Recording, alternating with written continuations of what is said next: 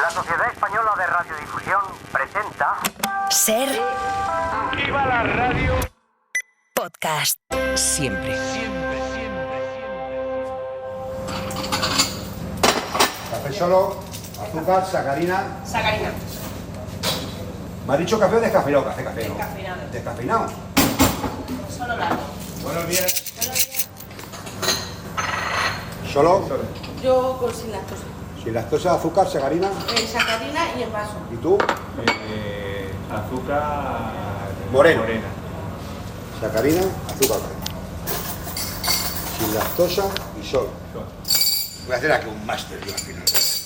Javier Ruiz Martínez, compañero de la sección de Sociedad en la cadena SER. ¿Qué tal? Muy buenas. Hola, Bayo. Javi, yo te he convocado hoy aquí porque hace unos días me pasaste un artículo de periódico que decía: la Unión Europea ve segura la sacarina y amplía el consumo máximo recomendado.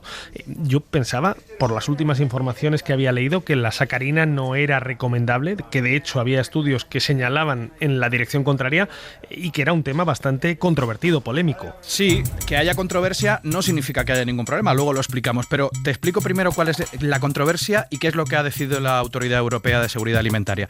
Recuerdo que es la principal organización de la Unión Europea en asesoramiento científico sobre riesgos relacionados con alimentos. Lo que ha hecho ha sido hacer un dictamen, es decir, un informe que revisa cómo de seguro es tomar sacarina, y lo ha hecho en este caso para elevar el consumo máximo recomendado y decir que es saludable. Primero dice que el edulcorante es seguro para el consumo humano, luego marca lo que se llama indicador de ingesta diaria humana admisible, es decir, la cantidad de sacarina que podemos tomar al día. Y decías que esa cantidad ha aumentado. Sí, son 9 miligramos de sacarina por kilo de peso corporal al día. Antes estaban 5 miligramos, para que te hagas una idea. Por tanto, para una persona de 70 kilos, la cantidad de sacarina que puede consumirse diariamente serían 630 miligramos. He estado mirando, un sobre para el café lleva entre 40 y 50 miligramos de sacarina pura, el resto son excipientes hasta llegar al gramo, lleva sodio, lleva potasio, lleva calcio, así que a partir de ahora la cantidad segura son 12 sobrecitos de sacarina. Eso no quiere decir que nos tomemos 12 sobrecitos de sacarina, porque hay otros productos que pueden llevar también edulcorantes como la sacarina. Muchísimos productos industriales. ¿Y por qué se ha hecho esa revisión de la ingesta diaria de sacarina recomendada por parte de la EFSA? Sí, esta es un poco el quid de la cuestión. La Autoridad Europea se basaba en un estudio que hablaba del aumento de la incidencia de tumores de vejiga en un estudio con ratones. Ahora hay una revisión científica y se ha señalado que esos tumores que se observaron en aquel estudio son específicos de las ratas macho, no de las hembras, y que tampoco son relevantes en los humanos, con lo cual obliga a revisar todo. ¿Eso quiere decir que su ingesta es inocua, que yo puedo tomarme esos 12 sobrecitos o más de sacarina y no me pasa nada? No, ni mucho menos. Hay varios estudios que señalan que la sacarina y otros edulcorantes similares, los que se llaman no nutritivos, por ejemplo la sucralosa, pueden alterar la microbioma gastrointestinal y afectar a nuestra tolerancia a la glucosa. Hablamos de la sacarina hoy, pero la lista de productos y de alimentos bajo revisión es larga, ¿no? Sí, hacemos una lista rápida. El huevo, los pescados rojos, los azules, el hígado. ¿Te acuerdas cuando nuestras madres en los 80 nos decían que ¡cómete el hígado! Cómete el hígado. Y luego resulta que el hígado, en fin, no era tan bueno. Con muchos productos nos dijeron que eran buenos, nos dijeron que eran malos, nos dijeron que eran positivos, nos dijeron que eran negativos. Yo entiendo que esto genera confusión, pero hay que explicar que la ciencia alimentaria, como toda la ciencia, está en continua revisión. La idea que yo trato de explicar siempre es que esto no nos tiene que hacer desconfiar, sino todo lo contrario.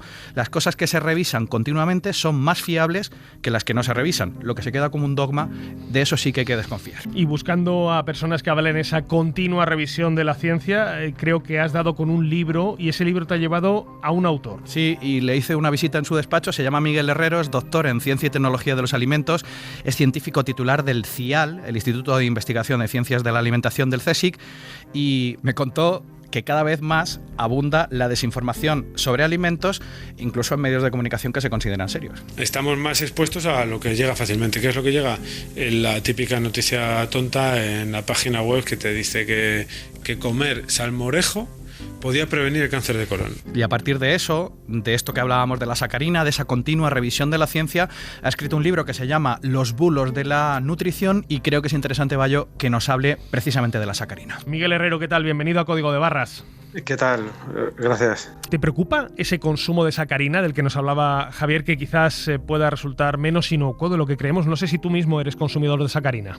Sí, bueno, no tomo sacarina habitualmente, pero bueno, como otros edulcorantes sintéticos, ¿no? Pues al final están avalados por estudios que, como decíais, evalúan toda la evidencia científica que hay disponible de cara a poder establecer esos límites diarios máximos autorizados, que son generalmente, incluso se aplican límites de seguridad, es decir, que incluso es muy probable que pudieras ingerir mucha más cantidad y todavía no te pasará nada, pero se aplican estos límites de seguridad de cara a incluso a tener este mecanismo de prevención, ¿no? Por si en el futuro surgieran nuevas evidencias científicas. Pero bueno, está claro que hoy en día estamos sujetos, como decíais, a muchas informaciones y sobre todo desinformaciones en todos los ámbitos, y el tema alimentario no es diferente. Entonces, en cuanto se identifica un punto a lo mejor que no es muy conocido o que es, por ejemplo, el proceso de fabricación de la sacarina, pues lógicamente una persona estándar no conoce de manera precisa cómo se produce, pues es fácil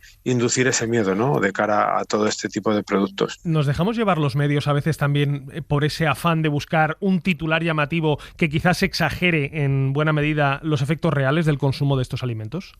Bueno, yo creo que eso nadie mejor que vosotros lo sabe, ¿no? Está claro que no todos los medios son iguales, pero hay una tendencia innegable hoy en día hacia el clickbait y hacia las noticias que más llaman la atención, o los titulares, mejor dicho, que más pueden llamar la atención, aunque luego la noticia en sí no sea para nada relevante o no tenga nada que ver, ¿no?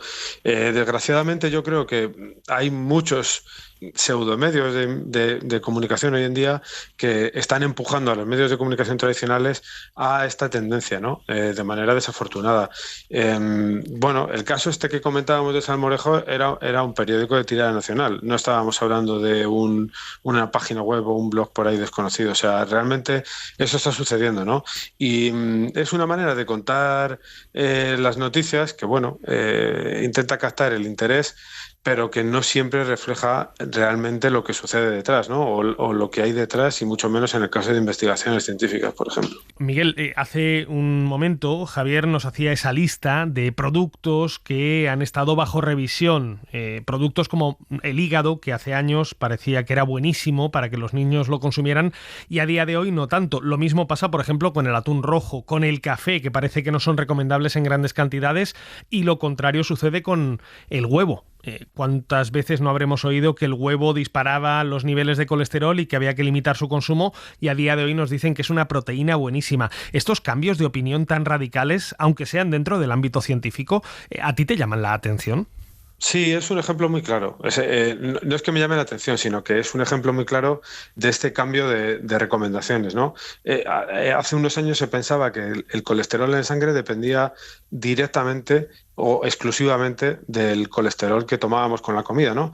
Entonces, como los huevos tienen una cantidad de colesterol bastante alta, pues lógicamente a una persona con problemas de hipercolesterolemia se le recomendaba no consumir huevos o consumir una pequeña cantidad, entre otros alimentos que pueden ser ricos en colesterol.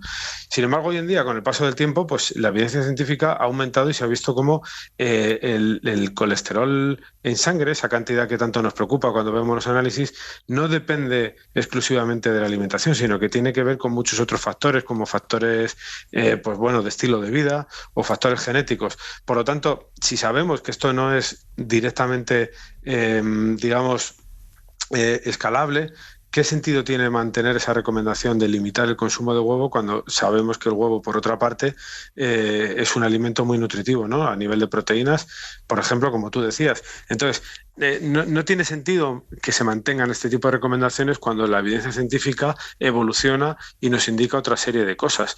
Esto no quiere decir que no tengamos que hacer caso a lo que se dice hoy en día porque en el futuro va a cambiar, ¿no? Sino todo lo contrario.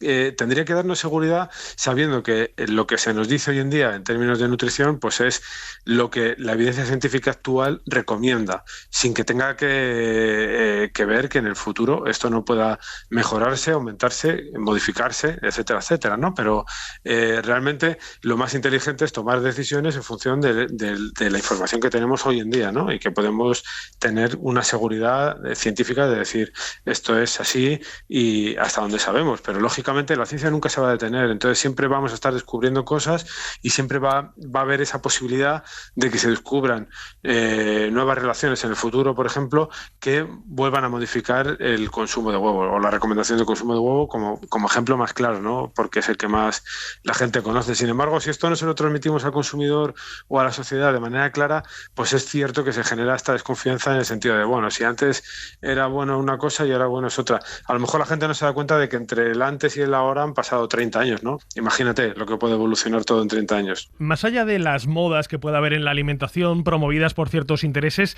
¿existen presiones por parte de la industria para mejorar la evaluación que hacen organismos públicos basados en ciencia, como por ejemplo la EFSA? Pienso en presiones que puedan tratar de evitar una mala calificación o una reevaluación. ¿Ese tipo de presiones son habituales? Bueno, yo no las he sufrido de primera mano y no estoy involucrado en ninguno de estos procesos de evaluación, pero estoy seguro de que existen, igual que existen en cualquier ámbito que podamos imaginarnos, ¿no? Dentro de todos los grupos de presión de la Unión Europea, que empresas que ponen mucha cantidad de dinero para intentar tener influencia. ¿Qué es lo bueno? Que al final tenemos este organismo, que es la Autoridad Europea de Seguridad Alimentaria, que funciona de manera paralela a la Unión Europea y que es un organismo eminentemente científico, formado por científicos, que hace recomendaciones para luego que la Unión Europea pueda llevar a cabo sus legislaciones, ¿no? Entonces, hay muchos ejemplos que podría poneros con marcas comerciales incluso muy, muy, muy importantes a nivel europeo que se han dado de bruces con este organismo y que no han conseguido esas alegaciones para la salud que pretendían obtener para sus productos. Con lo cual, esto al final demuestra que estamos hablando de evaluaciones independientes y en base a una evidencia científica. Es decir, que aunque exista ese tipo de presión por tener un buen resultado, si al final los datos científicos no avalan esas alegaciones, por ejemplo, para la salud, o ese aumento de la ingesta diaria admisible, como es el caso de la sacarina que comentabais previamente, pues esto no se va a producir, ¿no? Entonces, yo creo que en ese sentido podemos tener un grado de confianza bastante elevado ahora mismo aquí en la Unión Europea. Ponnos alguno de esos ejemplos que decías de presiones que no han surtido efecto en la EFSA, si no te importa, porque como nos has dejado así con ese sabor de boca, me gustaría saber alguno de esos ejemplos. No tengo ningún problema. Pues, por ejemplo, ha habido muchas peticiones de alegaciones para la salud para que determinadas bacterias que se incluyen en yogures puedan llevar la alegación de que favorecen el sistema inmunitario. Y esto, sin embargo, no se ha podido demostrar completamente, no hay una evidencia científica completamente fuerte que permita ver que si tú ingieres un determinado yogur con una cepa de bacterias de un lactobacilo determinado, tu sistema inmunitario, el de cualquier persona que lo ingiera, va a mejorar. Y en qué medida mejora y cómo se cuantifica esto. Entonces, como esto no se ha podido demostrar, la EFSA automáticamente ha denegado varias veces esta alegación sanitaria. Sin embargo, en estos productos sí que se puede, alegación para la salud, perdona. En estos productos sí que se puede encontrar esta mención de que mejora la salud, pero utilizando un truco comercial, digamos, que es decir, este producto contiene esta bacteria y además vitamina B6 que mejora el sistema inmune. La vitamina B6 sí que sabemos que puede tener una influencia positiva sobre el sistema inmune, por ejemplo, ¿no?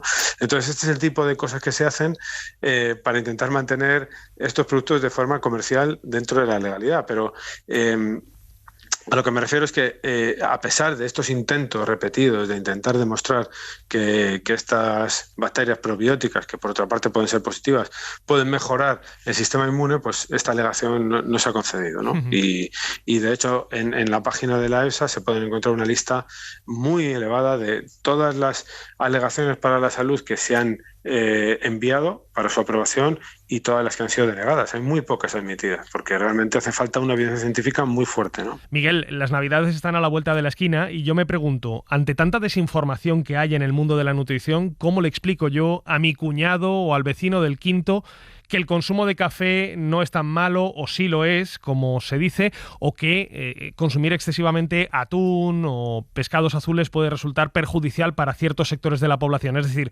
¿cómo combatimos esa ola de desinformación? Sí, efectivamente tienes razón, ¿no? Hay mucha confusión porque se mezclan las fuentes que normalmente son páginas web o sitios que no son de extrema confianza, podríamos decir. Es cierto que los consumidores estamos un poco desamparados en este sentido y que es difícil encontrar esta información científica. Una de las páginas que se puede consultar, por ejemplo, es la página de la AESAN, que es la Agencia Española de Seguridad Alimentaria y Nutrición. Ahí hay información oficial y información científica. ¿Qué es lo que pasa? Que es mucho más fácil que te llegue información por otro lado, de una página web, de un periódico cualquiera o de un un digital que te viene clickbait y sin embargo, para encontrar esta información eres tú el que activamente tiene que ir a esta página web y buscarla y encontrarla y interesarte por ello, ¿no? Entonces ese es el problema, que normalmente son los otros medios los que te bombardean con noticias que te llegan sin tú haberlas buscado, ¿no? Y los que crean esta confusión. Yo lo que recomendaría, por supuesto, es intentar buscar fuentes oficiales y de confianza o, en caso contrario, por lo menos, intentar confirmar una noticia en diferentes medios de comunicación, sin que sea exactamente la misma, ¿no? Porque al final, si una cosa es relevante y es importante, va a aparecer en todos los medios de comunicación. Esto es así, ¿no? Si cuando hay un descubrimiento importante, pues evidentemente todo el mundo se hace eco de ello. Entonces yo creo que tenemos que evolucionar hacia un pensamiento un poco más crítico y de tender a creernos menos lo primero que leemos. Lo que pasa es que desafortunadamente hoy en día yo creo que está ocurriendo precisamente todo lo contrario. Entonces, al final, bueno, pues es un poco una lucha que tiene que tener cada uno consigo misma para intentar llegar a esa información que es mucho más, digamos, más confiable, ¿no? Pues siempre es bueno consultar a las fuentes más expertas. En este caso hemos llamado a Miguel Herrero, doctor en Ciencia y Tecnología de los Alimentos y científico titular en el Instituto de Investigación en Ciencias de la Alimentación del CSIC, además de autor de Los bulos de la nutrición, editorial CSIC y Catarata. Nada, Miguel, te dejamos que sigas disfrutando del café, espero, como decías, sin sacarina. Sí, efectivamente. Bueno, muchas gracias, Miguel. Bueno, muchas gracias a vosotros por el interés. Un saludo. Javi, tú a partir de ahora que el café con o sin sacarina. Veo que te estás preparando para la cena de Nochebuena. Yo desde aquí hago una reclamación, que es que a ver si conseguimos que las páginas web oficiales, estas fuentes oficiales de las que siempre hablamos, sean un poquitín más sencillas de investigar, de mirar, no solamente por los periodistas, que nos cuesta horrores entrar en la ESAN o en cualquiera de estas páginas, sino para la gente que a lo mejor por curiosidad, para prepararse la cena de Nochebuena contra su cuñado, se quiere meter. Al final da la sensación que la Gaceta de Alpedrete de abajo te deja el titular clarísimo sobre qué si puedes comer esto, si no puedes, y la ESAN, sin embargo, tiene un listado ahí gigantesco, lleno de números, lleno de cifras, lleno de cosas que muchas veces son difíciles de entender. Pues toque de atención para las autoridades. Simplifiquen la información, que no quiere decir hacerla menos precisa, quiere decir hacerla mucho más accesible. Más entendible. Javier Ruiz Martínez, como siempre, un placer tenerte en el programa. Gracias.